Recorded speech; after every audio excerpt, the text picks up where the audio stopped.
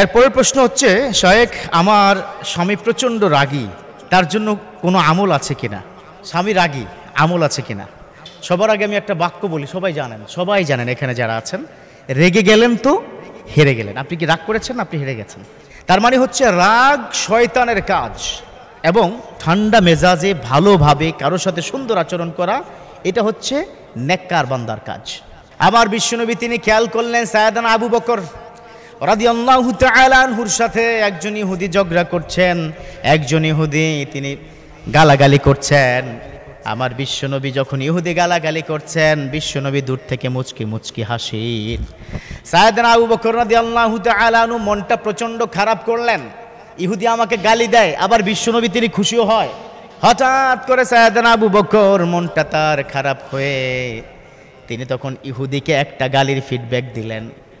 যখন গালিটা রিটার্ন করলেন, বিশ্বনবী মনটা খারাপ করলেন, তখন ইহুদি সেখান থেকে চলে যায়। সাইয়েদনা আবু বকর রাদিয়াল্লাহু তাআলা আনহু এবার বিশ্বনবীকে বললেন, ও নবী, যখন ইহুদি আমাকে গালি দেয় তখন আপনি কেন খুশি হলেন?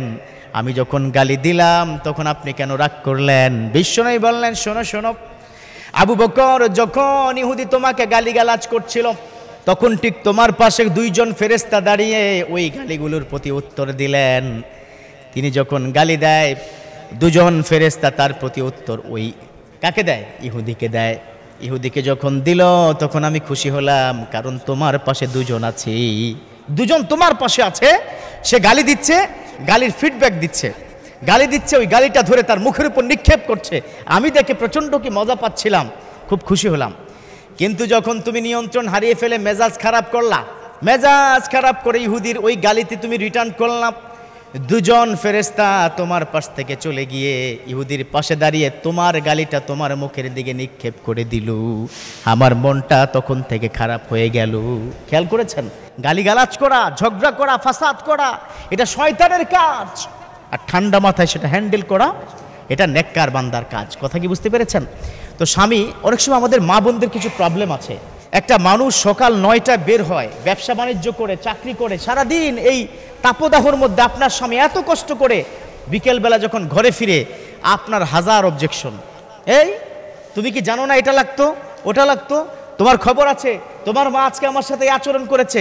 মানে একটা মানুষ ঘরে ঢুকার সাথে সাথে বাইরের কি প্যারা, হাজার প্যারা তার স্ত্রী দেয়, এরকম আছে না? এই কাজটা করবেন না। কেন করবেন না? এর মূল কারণ হচ্ছে ওই মানুষটা কিন্তু সারাদিন ক্লান্ত, শ্রান্ত, পরিশ্রান্ত হয়ে যায়, মেজাজ এমনিতে খারাপ। আপনার কি করবেন? ঘরে ঢুকলো, একটু ঠান্ডা পানি দেন, একটু তোয়ালিটা দেন, তোয়ালিটা দিয়ে তাকে কি করেন? তোয়ালিটা দিয়ে তাকে একটু আগিয়ে দেন। যখন তাকে আগিয়ে দিবেন তখন সে খুশি হবে, সন্তুষ্ট হবে, তখন মেজাজ খারাপ করবে না। আর যারা স্বামী আছেন আপনাদেরকেও বলছি, ওই মানুষটা সারাদিন আপনার ঘরে আপনার রান্না করছে, ঘর গুছিয়ে রাখছে, সন্তানদের টেক কেয়ার করছে, তার সাথে সুন্দর আচরণ করেন। এই জন্য সবচাইতে বড় কথা হচ্ছে দুই পক্ষ রাগ করলে হবে না। এখন একটা আপনাকে তদবির দিচ্ছি, একটা আমল দিচ্ছি। আমলটা হলো, একটি কোরআনের আয়াত আছে, হাসবুনাল্লাহু ওয়া নি'মাল ওয়াকিল নি'মাল মাওলা ওয়া নি'মান নাসির। এই দুটো আয়াত, এই আয়াতটি আপনার স্বামীর দিকে মনে মনে পড়ে হালকা করে ফু দেওয়ার মতো করে হালকা তার দিকে ফু দিবেন, সেজন্য না বুঝতে পারে, দেখবেন ইনশাল্লাহ তার মেজাজ ঠান্ডা হয়ে যাবে। আল্লাহ পাক আমাদেরকে এভাবে আমল করার তৌফিক দান করুক, ধৈর্য ধারণ করার তৌফিক দান করুক, আমিন।